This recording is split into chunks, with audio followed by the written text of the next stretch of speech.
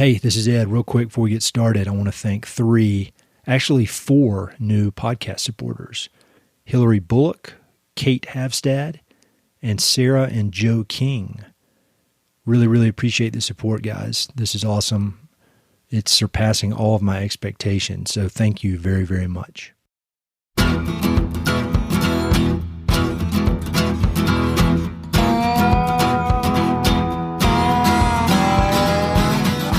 Hey, this is Ed Robertson, and this is the Mountain and Prairie Podcast, where I introduce you to some of the innovative individuals who are shaping the future of the American West.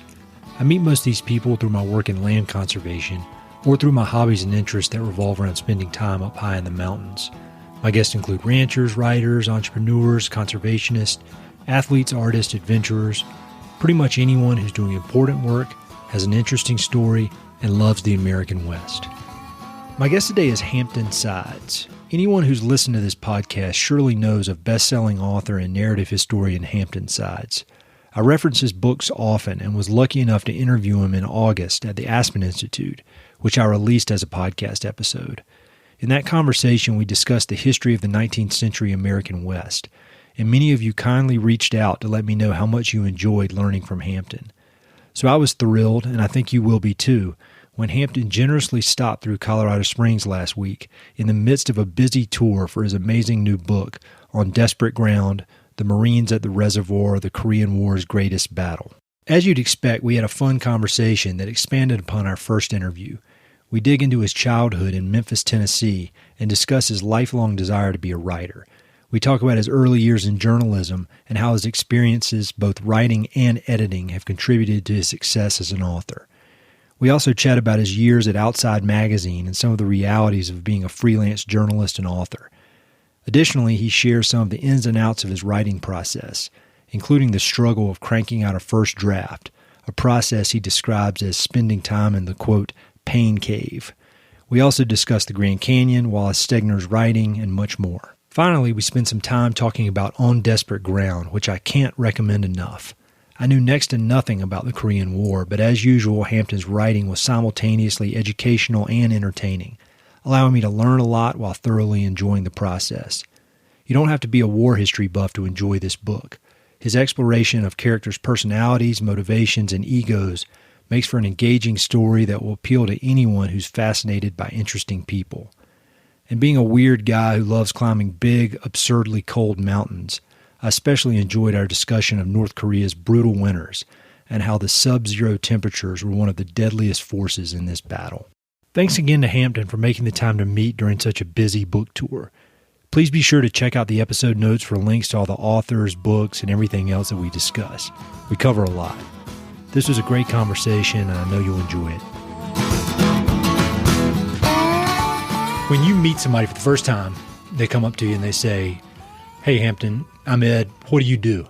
How do you answer that question? That's a good question because I work in a profession that is never known quite what to call itself. Narrative history, I suppose, is the term that is most popular, most commonly used. But, you know, it's kind of a redheaded stepchild of the genre. It's not academic. You know, academics don't particularly like narrative history. It's like considered history light, or it's just too much entertainment or whatever. I've always had this kind of pet peeve about the fact that, you know, what we do is also called narrative nonfiction. Why do you have to have a negative in front of your profession? Isn't that kind of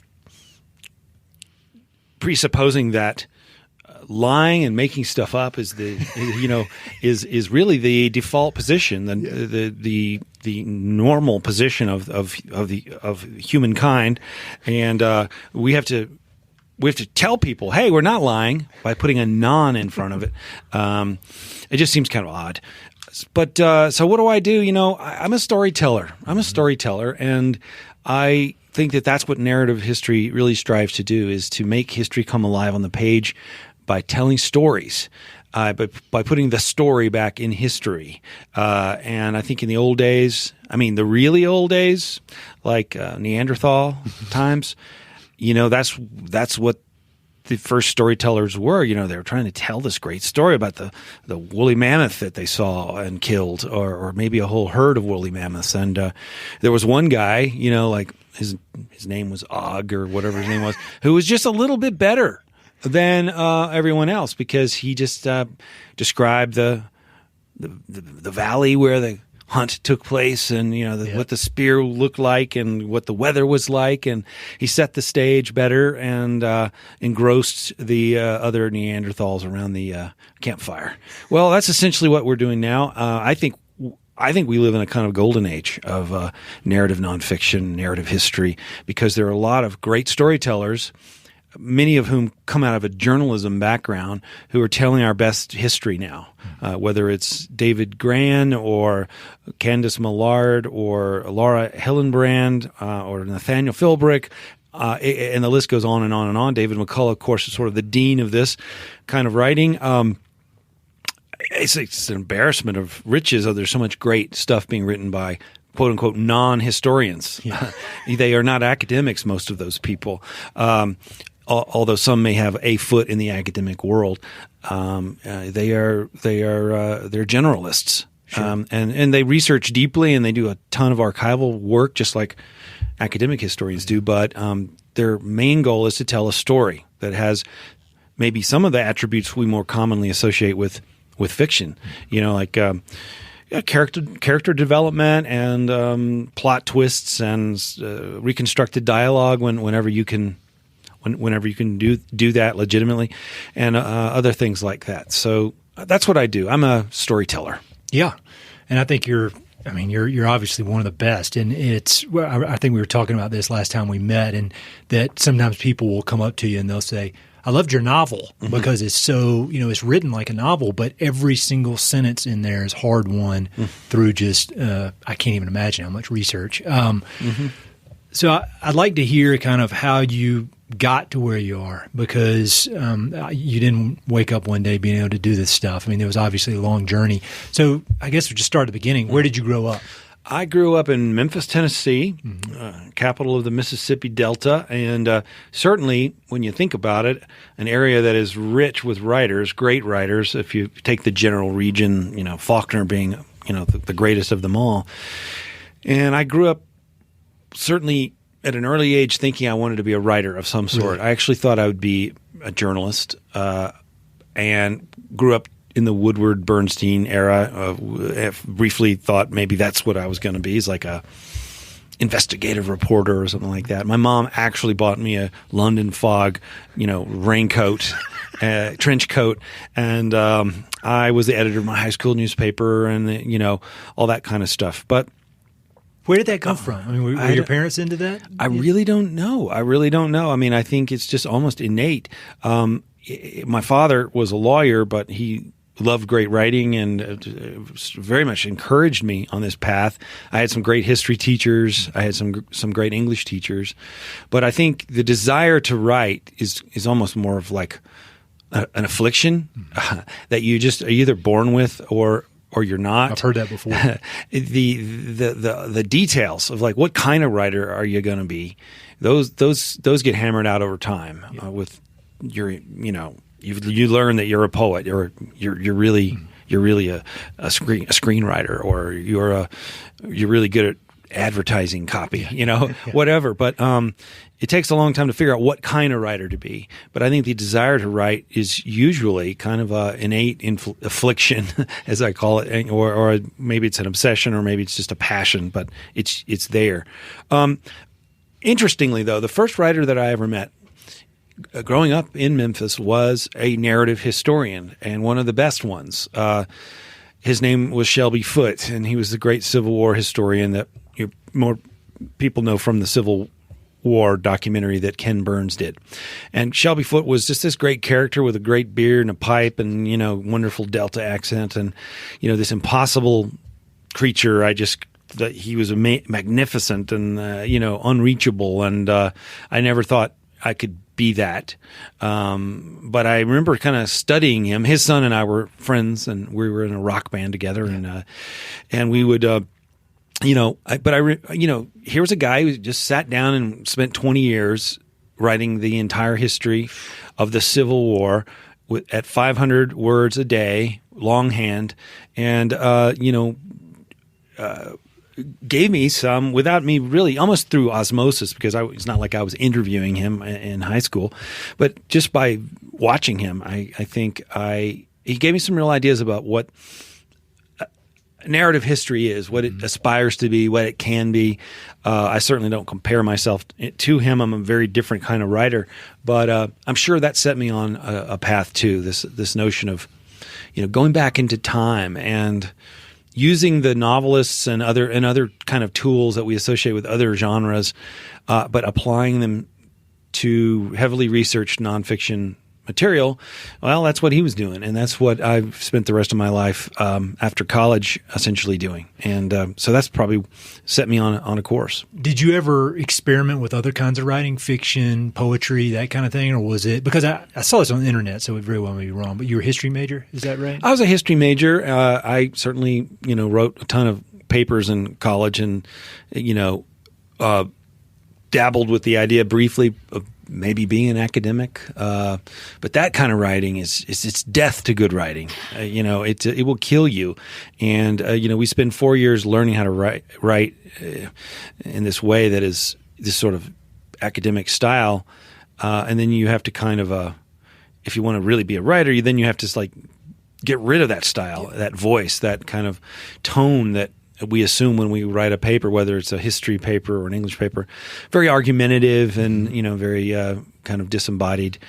Some people say that you have to undergo a surgical procedure, which if you want to be a writer, coming out of an academic background, you have to have what's known as a corncob ectomy. You got to remove that thing and find your true voice, your true self, your true style. And that's hard work, and it takes a lot of – it's like trying on clothes. You got to try on, is this me? Is this me? Yeah. Or is this me? And I think it takes a while to figure out who you are. But the way I did that was by doing a lot of journalism. And I did write – you ask about other things. I wrote I did a bunch of radio pieces. I did a couple of documentary-style short things for television. I dabbled with the idea of maybe doing some historical fiction. Didn't really go anywhere. I certainly played around with a bit of poetry, but I just, that wasn't for me. So journalism was really my route into history. And, I think it's a great training for a historian, learning how to question everything, learning how to interview, learning how to look at documents skeptically, and also trying to find, where is the controversy, where is the conflict, where's the pulse of a story. To make a good piece of history come alive, you got to find the pulse. You got to find that part of the story that still has resonance today for a contemporary audience. So I think journalism, there's a lot of forms of training. Shelby Foote, for example, his training to become a historian he was a novelist for a long, long time before he finally became a nonfiction writer. But that was my path. And so did journalism help you with the work ethic side of things or the overcoming writer's block? Because I've heard that a lot from journalists, that having an editor over you saying this thing is due tomorrow, get it done. Yeah, I think that's another great thing about journalism is that it forces you to have a discipline, to view it as it's a professional ethic. It's a deadline. You got to turn the damn thing in. And I know a lot of writers who really are writers who want to have written more than they really want to write. They want to have written a book, and it's a fine thing to have that ambition. But if you don't have the discipline to churn out the stuff and to meet deadlines, and it's usually it's never one deadline. Like a book, a big project is really a series of deadlines, and you have to create your own pressure. You have to create your own internal set of deadlines to reach goals. You know, this chapter, I'm going to turn it in by this date. Yep. And you got to hold yourself to it. And if you don't, it's amazing how quickly a project can slide and slip right between your fingers and never get written. And so, yes, I think having had editors who are holding a gun to your head, the notion that the press has to run at a certain hour, and if you don't finish in time, yeah, I mean, and I was pretty bad. I mean, I could procrastinate with the best of them. Sure. In my early career. I found that my apartment needed to be cleaned just desperately. You know, I needed to clean out my refrigerator for the 10th time. I got real anal retentive. You know, I'm not a particularly clean person. Yeah. You know, you can come up with all kinds of excuses for not writing something because it's hard. It's so hard. It's hard. I can't think of anything harder than writing any kind of book, much less the type you write. I mean, I just don't. You talked about it's in your blood and you're born with it. I think it has to be for you to be willing to work that hard. I think so. I mean, there's some writers I've met and know who it just seems to come easy to them. And you think that's true? I've never met Stephen King, but it seems like he can write a 1,000-page novel in a month. You know, I've met and know John Grisham, who seems to just book every 3, 4, 5 months. Certainly within every 6 months, he's got a book. And it seems I'm not saying it's easy for him, but it seems to be much easier for some writers than others. Mm-hmm. I do these heavily researched books. They do take a lot of, years where you're not actually writing anything. You're just reading and burrowing into the material and going to the archives and traveling to the sites and hell, that's the fun part. You aren't writing. You are assembling all the materials and trying to figure out your storylines and structuring the thing. But then there comes a time when you have to, start cranking out the copy. And getting that first draft together is always hard. I love editing and revising and polishing, but getting that first draft is not much easier now for me after all these years than it was when I first started at this. I saw an interview with you when I was researching for our first conversation, and you called it the pain cave. And that sounds about right. Yeah, and you still experience the pain cave, huh? I do. The pain cave is just basically a guilt-ridden, dark place of bad hygiene. You're just muttering all kinds of things, shambling around, dropping pieces of paper, and talk. Your wife has no idea what you're talking about, and of course, because I do history, you're also talking about things that happened maybe 100 years ago. Uh-huh.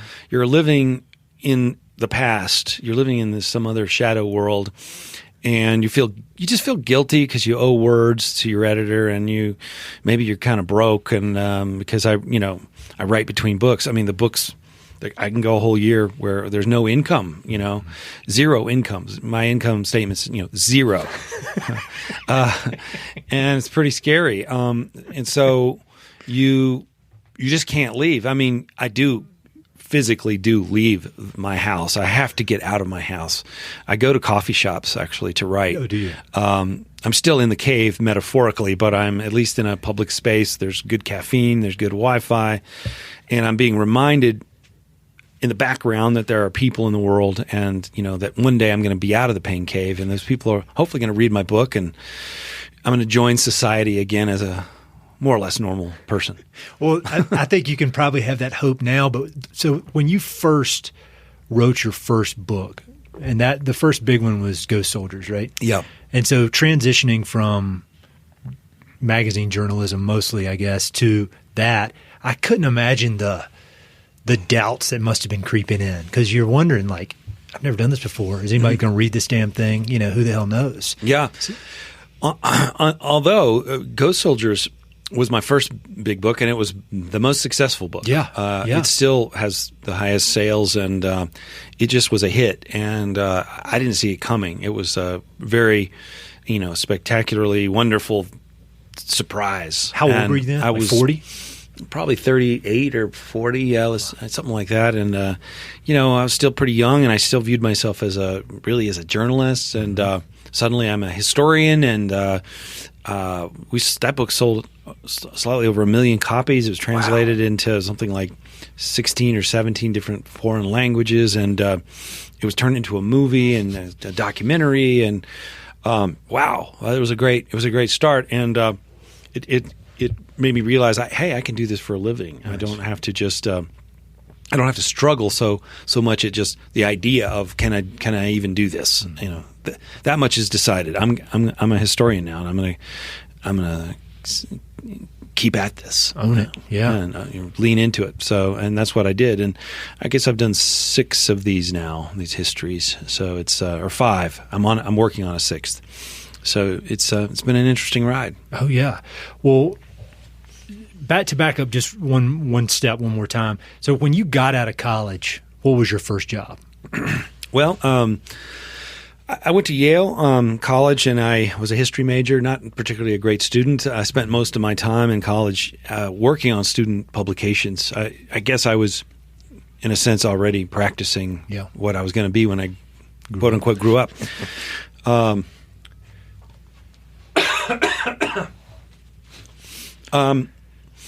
But what I ended up doing, I went back to Memphis, my hometown, and got a job as an intern, and then as a kind of a junior reporter for my hometown metropolitan magazine, Memphis Magazine, and started writing feature stories. And in retrospect, it was probably the very best education I could have gotten. I mean, within months, I was just in the trenches, writing stories, reporting stories, fact-checking stories, running all over creation, running down facts and details, and editing other people's stuff as well, and also working on the whole presentation, of a story, the photos, the illustrations, working with a budget and working against the clock with a real sense of deadlines.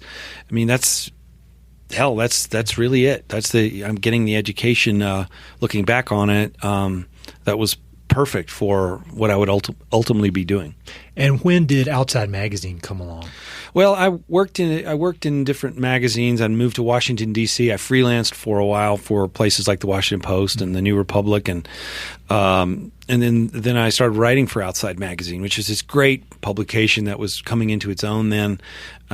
Great adventure stories, great stories of the outdoors, and travel pieces all over the world.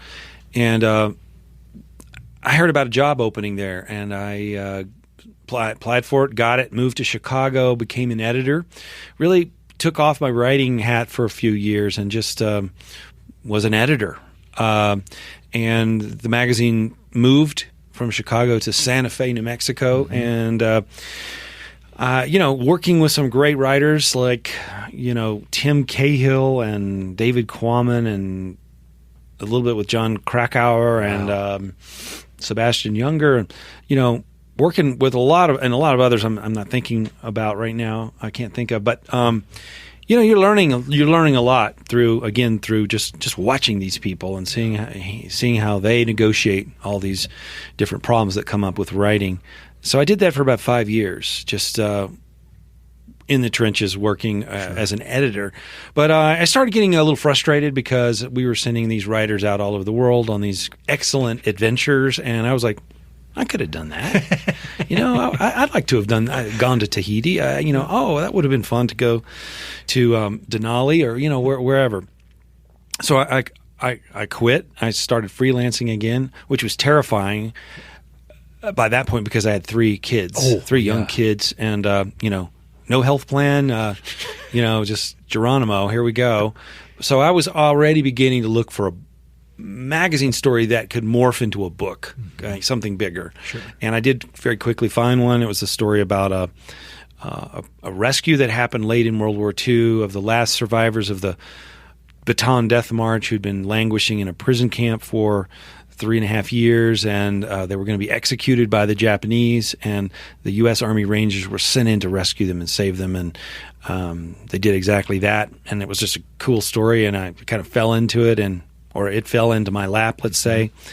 Spent about 3 years on it and went to Japan and went to the Philippines and interviewed veterans all over the country, and it came out, and that book, Ghost Soldiers, really changed my life. Oh, yeah. So when you were working as an editor, I've heard you talk about how you're obsessed with structure in your books, and that's one of the things I love about your books is the structure and how sometimes they're on these parallel tracks, and it just keeps you very engaged. Do you think that time, almost in a teaching role as an editor, really dialed in your obsession with structure and your ability to? I'm sure it did. Yeah, I'm sure it did. I mean, learning from these people who are really good at it. That's number one. Number two, an editor has to kind of pull back from a piece and look at that grand design. Like, all right, and how many words are we going to devote to each piece of the puzzle to tell a good story? And this was the glory. I didn't know it then, but this was kind of the glory days of magazine journalism when magazines were as thick as a phone book, and the ads were. These, now look at these same magazines, including Outside, which is just tiny. It's so slim. So in other words, the pieces I was editing were long, really long pieces that had a lot of structure in them, too, a lot of stuff to think about. So you just kind of take what you learn as a magazine editor and apply it on a little bit bigger scale, on a little bit bigger canvas, and start thinking about structure in a book. And changing points of view and different timelines and different narratives that you try to aim at each other so that they will intersect hundreds of pages down the line. It's a tricky thing. It's very hard, and I was it was particularly hard back then. I was new to thinking about structure on that kind of scale. But it's fun. I mean, it's like storyboarding. I'm sure that people who do films have to think this way. It's just like, wait a minute, we're going to have all these cuts and the rapid intercutting between 2 or 3 different storylines. It's tricky, but it's a lot of fun. It's like a Rubik's Cube. Sure. I just read a book by John McPhee called Draft Number 4, and it's 5 or 6 essays that he wrote about for his classes that he was teaching at Princeton about structure. And oh my God, it's so complicated. It's like an engineering course. Yeah. Well, and he's one of the kings of both. He was a great teacher and he's a great writer and someone who thought about structure obsessively. Yeah. And I think you can overthink things too. I do think that if you find yourself, really stewing over something endlessly, probably it's you're thinking about a structure that's too complicated. Simplicity wins the day usually in a good book.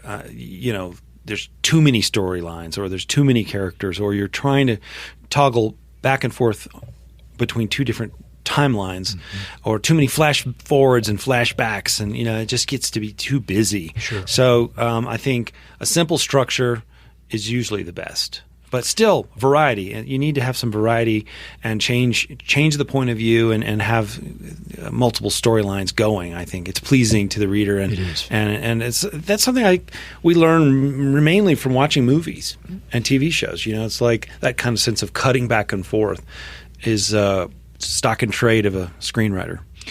So one of the things that I love about your books, and especially about the newest book, which we're going to talk about, is there is such a varied subject matter, everything from Kit Carson to the assassination of Martin Luther King Jr. to war stories. But the central theme is these interesting characters that make up the stories. And so when did your kind of focus on characters come in? And then, in your magazine writing, you've interviewed Lance Armstrong and Bear Grylls, and you write these really colorful, interesting portraits of people that a lot has been written about, like in your new book, MacArthur. I mean, how much has been written about that? And you're able to kind of shine a new light on it. When did that become a focus of yours, or has it always been? Well, I mean, it's certainly always a focus of magazine journalism. The profile is a classic way a magazine writer kind of learns his or her chops, and I certainly wrote a bunch of magazine profiles. Where it's like taking a portrait of someone, but you try to get their biography and you try to kind of capture them in action, not just the backstory or in a static way, but follow them, tag along, whatever. So I'm sure that is part of that. I mean, I think all good narrative history is character driven largely, and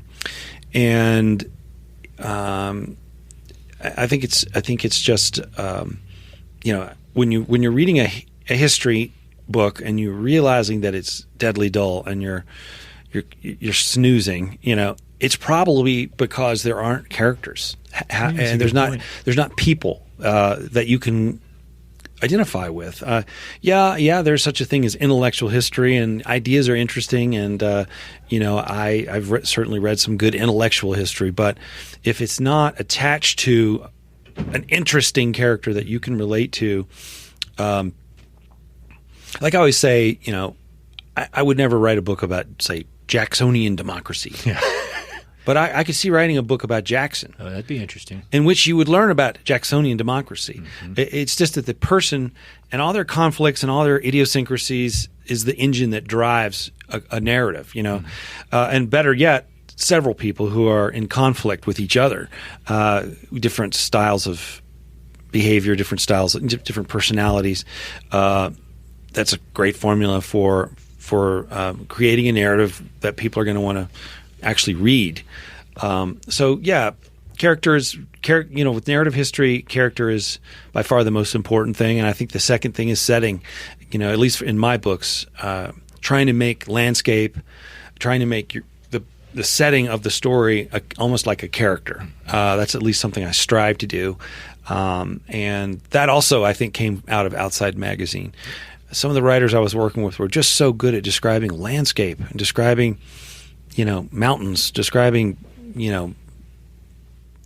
jungles, wherever the setting was.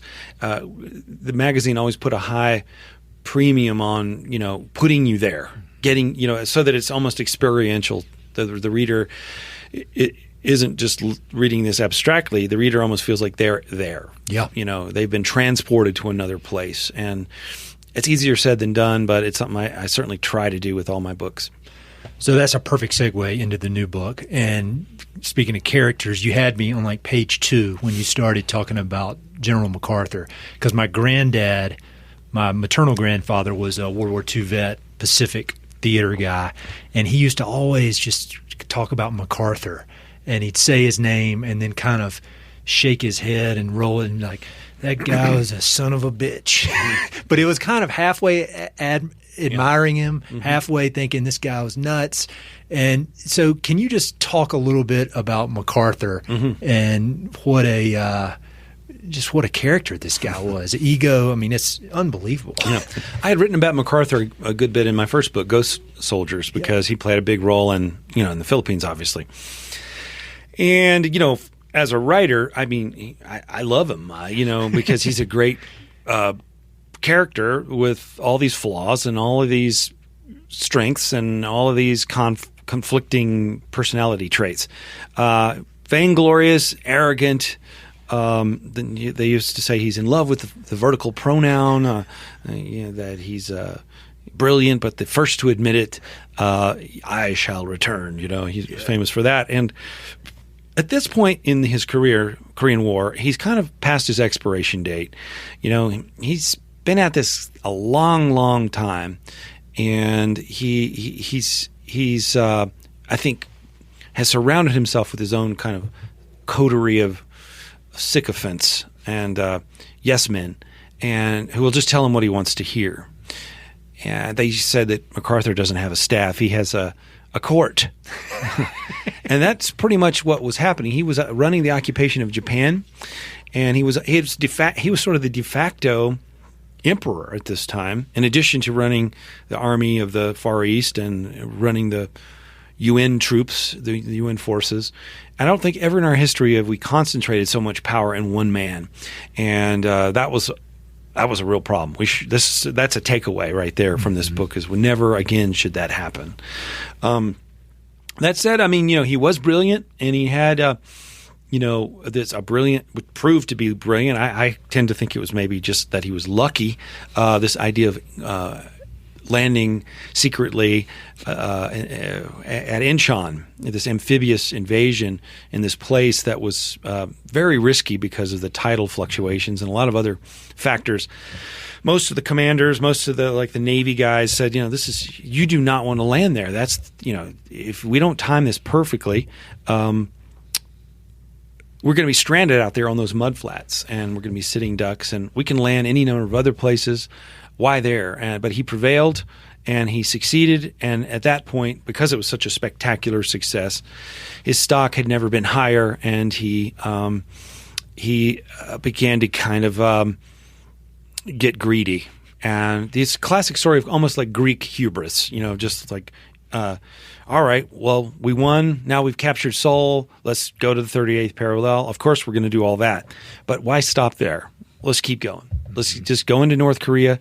Let's take Pyongyang, and let's go all the way to the Yalu River.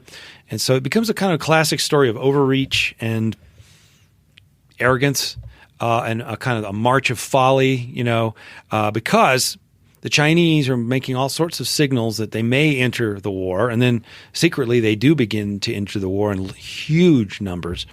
And this sets up this sort of tragic collision course of these two armies who are headed towards this reservoir in the mountains of North Korea. That is the real subject of the book.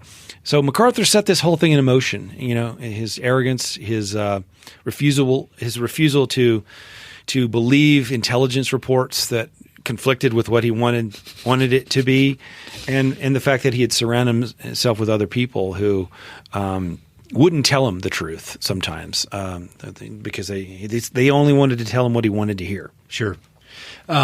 You mentioned the landscape being a character in a lot of your work, but I thought in this one the cold was a character, and the descriptions are just unbelievable. And I've experienced real cold before, like in Alaska, and it took everything I had with all this fancy equipment just to put on my little hiking boots and walk around in the snow. And much less, I'm not trying to shoot a gun or anything. So can you just talk about the cold and the role that it played in this whole thing? Because that was the first time in U.S. history that we'd fought in conditions like that, correct? Yeah, it got down to 35 below zero. That's the top of Denali. In the old days, when it got this cold, the armies would just lay down their arms and say, "Hey, look, guys, see you in the spring." Let's go back to our winter, Valley Forge or wherever. And it was kind of a gentleman's agreement almost. Well, they didn't do that. They kept moving and marching towards this battle, and then they started fighting in these conditions. And it was a constant presence. They could never get away from it. It was, it affected their emotions. It affected their ability to fight. The guns wouldn't fire. They froze up, and grenades wouldn't detonate. The medical fluids that the Navy corpsmen had turned to slush, and the morphine froze. And it was just an unbelievable situation. When people were shot and got killed, they would freeze in the shape in which they had fallen, these kind of ghastly shapes, and all these corpses out there. The cold, it also killed people. It was many people froze to death and died of exposure. Frostbite rates are about 85% of the Marines suffered some form of frostbite. People lost fingers and toes and parts of their face, and they just weren't equipped for that kind of cold. No army is really going to be equipped for that kind of cold. So that's it was a constant thing. And these guys that I interviewed said that when they dream about it, what they mostly dream about is the cold, really? And this all pervading thing. They say they still can't get it out of their bones. It's just like never again. And will they? And most of them, by the way, ended up retiring in places like Florida and smart Texas and Southern California. So because they can't deal with cold, it just emotionally, physically, or psychologically.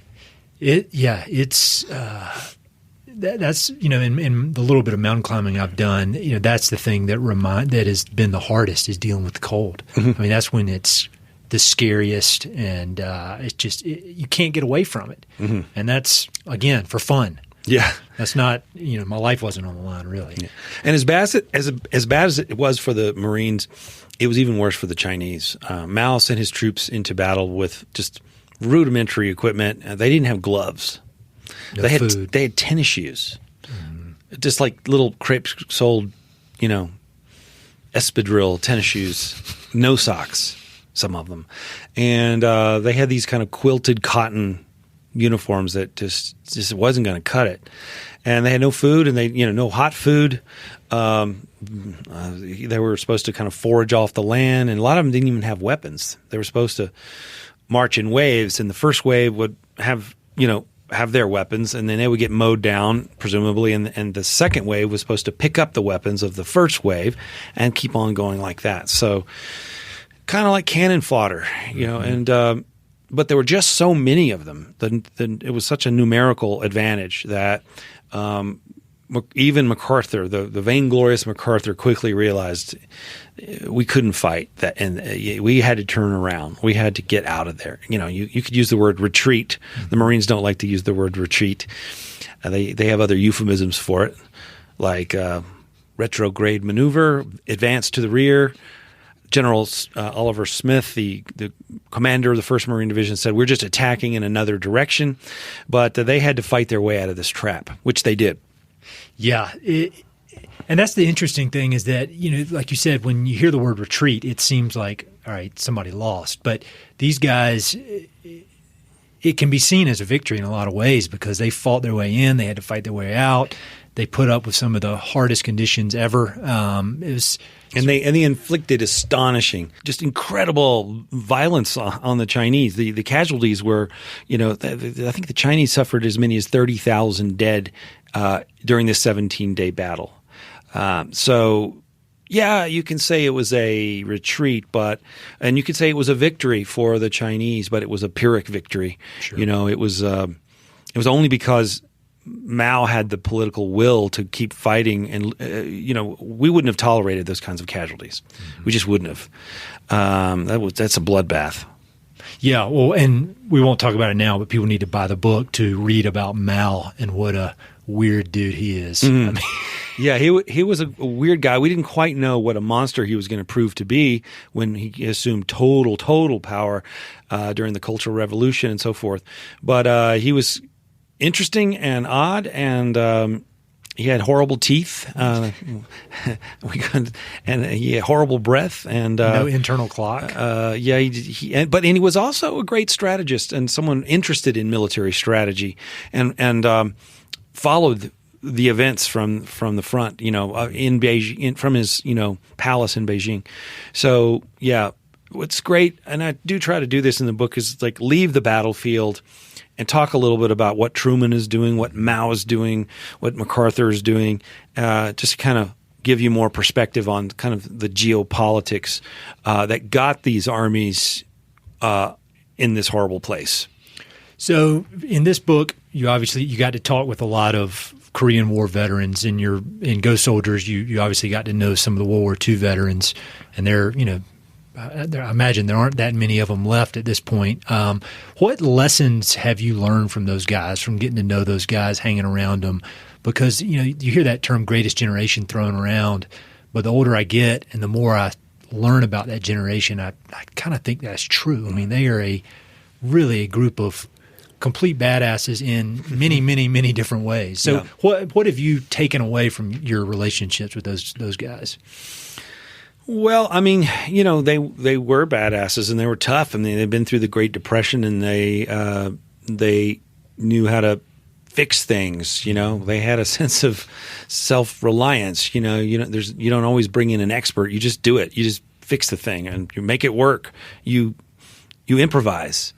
You stay flexible. You stay resilient, and you just take whatever comes. And I think those were certainly all traits of these guys. A lot of the guys I interviewed for this book had fought in World War II as well. So they are sort of the greatest generation with a bonus chapter of hardship. I mean, oh my God, some of these guys fought like in Iwo Jima, Okinawa, and Chosin Reservoir.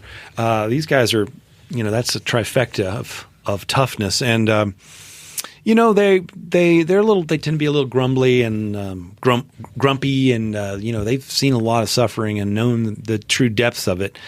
But they're tough. They're just tough. But Another thing that they have, the ones that got through the worst of these experiences, I'm very interested in the question of survival. Like, why do some people survive a horrible ordeal like a prison of war camp in the Philippines or a battle like the Chosin Reservoir?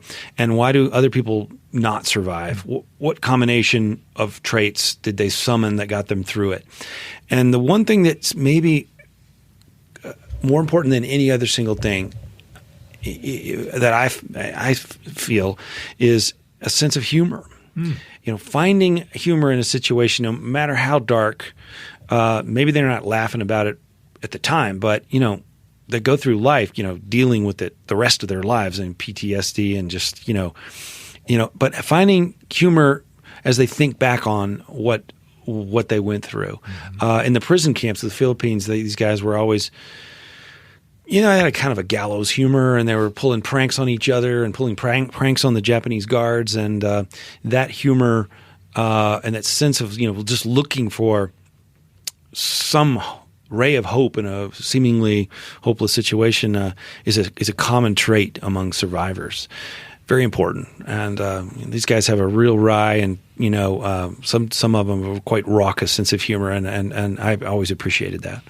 That's how my grandfather was. I mean, he was a World War II guy, but some of the stories he would tell, on most levels were pretty horrifying stories, but he could tell it in a way that made it kind of funny. And it's interesting stuff. I really do think Greatest Generation is a great term. There's a guy in the book named John Yancey, a lieutenant from Arkansas, who was in the thick of the fighting, and he got shot in the face like 3 or 4 times in a single night. Somehow survived all that, but the last bullet dislodged his eyeball from its socket, and it sort of ended up on his cheek, and he just mashed it back into his eye socket and kept on fighting until the dawn. And someone said, "Hey, dude, you're coming with me." And believe it or not, he got his eyesight restored and lived a long life, and went back to Arkansas. And so, but when I'm having a bad day, when I'm being a whiner about something, I think of people like John Yancey, and these guys are just, man, they were just so tough, and they were just so like, forge ahead. And what are you going to do? Your eyeball just came out.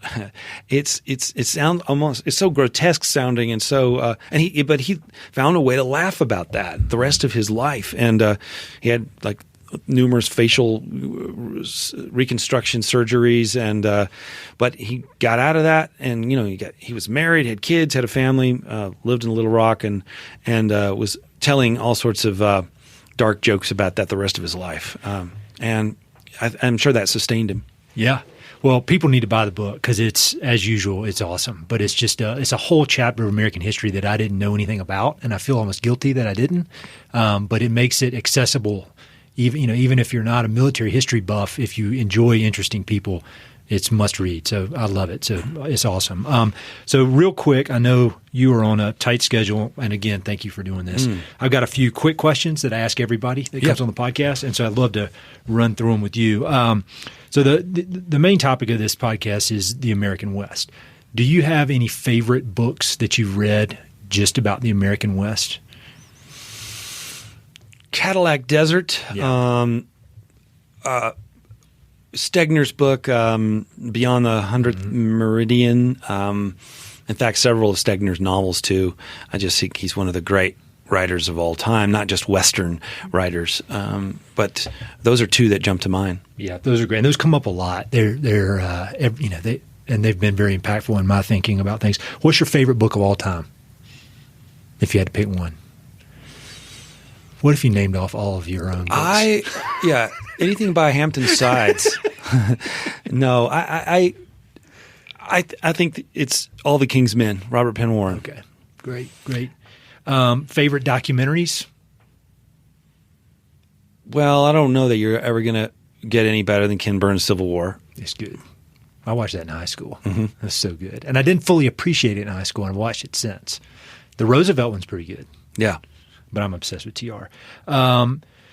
So what do you do for fun when you're not writing, traveling, selling books? I get together with a bunch of guys in a shack in Arroyo near Santa Fe, and we listen to music really, really loud, and we're not allowed to talk, and we just share music and bourbon. It's a lot of fun. Nice. It's called The Shack. Cool. Can I come? You have to have a special invitation. There are a lot of rules and protocols we'd have to discuss, but it's possible. Okay, perfect. So you've traveled all over the world. What is the most powerful experience you've ever had in the outdoors? And powerful could be scary, could be funny, memorable, could be an experience you had with your kids. I think it's the Grand Canyon. I rafted through, rafted the Colorado through the Grand Canyon. I also crossed it rim to rim one time, and a lot of people just go to the edge of the Grand Canyon and stare down at it, and then you think I've seen it, I've done it, check it off the list. And you have to wrestle with it. You've got to put sweat equity into that canyon and really see it from the bottom up. And every time I go there, I just think this is the greatest place on earth. Your prologue at the beginning of Pete McBride's new book sums it all up. I love it. That's a great book. Yeah. I mean, it's just a magical place, and you could spend your entire life. And I mean, to the point of having what feel like spiritual kinds of emotional connections to this place, and to the eons of time that you're looking at, and it's just such a profound place. I don't think there's any place that comes close for me. And maybe this is the same answer as what I just asked, but where is your favorite location in the West? Grand Canyon? I have this little place near Santa Fe that I love that is it's just a particular part of the Aspen Grove up there that is just kind of magical, and that's where I always say I want my ashes scattered, and everyone has their little private places that maybe aren't so foreboding. I mean, the Grand Canyon, I wouldn't want to just hang out there all the time. It takes a lot. It takes a lot of work. You got to think about it, and you got to move. It's not a comfort place. Mm-hmm. It's a place to get big ideas and to work hard, and to you got to put in a lot of effort to really understand it. And this is a hard one, but what's the best piece of advice you've ever received? Well, I remember that. It was one of the things Shelby Foote told me, because I later did a long interview with him when I was a professional writer. And he told me that, he said, never talk about your work while you're writing it. It's like a lot of people, they go to cocktail parties and they go to dinner parties, and they just tell everyone what they're working on and how they're going to do this and they're going to do that and how it's going to be great. And, he said, great writing is written under enormous pressure, like a pressure cooker, those old pressure cookers that like my grandmother used to cook beans in. And if you let off the pressure little bit by little bit by little bit, that thing's never going to get cooked. That thing's never going to get written. And so just don't talk about your work unless you're legitimately having a problem that you can maybe talk to another writer about, a structural problem or something like that. But, just casually chatting about your work is a formula for not writing it. And that proved to be a great piece of advice for me. So you're not much on social media, which I really admire, but how can people connect with you? Your website's got all your events. You got a few more book signings. Any other ways? Facebook? I have my new book has a Facebook page on Desperate Ground, and my website is hamptonsides.com. But I do not tweet, and I do not plan to tweet. Good for you. And I think there should be a constitutional amendment that prevents a sitting president from practicing statecraft by Twitter feed. I think it's actually extremely dangerous. Yeah. Speaking of Korea. Yeah. Rocket Man. Anyway, yeah. But those are ways to check out my website for sure. Yep. And I'll have links to the book, so everybody buy a copy immediately. And thank you for doing this in this busy time. Really appreciate it. Yeah. It's been a pleasure. Hey, it's Ed again. Thanks so much for listening to the podcast, and thanks for listening to that particular episode. I hope you enjoyed it. Before you go, I've got 3 quick things. Number 1, if you like the podcast, please do me a huge favor. Either pass it along to a friend who may be interested, share it on your social media, and or go to iTunes and give it a 5-star review. All those things would mean a lot to me, and they would really help to spread the word about the podcast. Number 2, if you've listened to many of these episodes, you know that I love reading and I love talking about books. Every other month, I send out a quick email with a few books that I've recently read and highly recommend. The subjects are varied, but they're pretty much all nonfiction with an emphasis on history, biographies, adventure narratives, and topics related to the American West.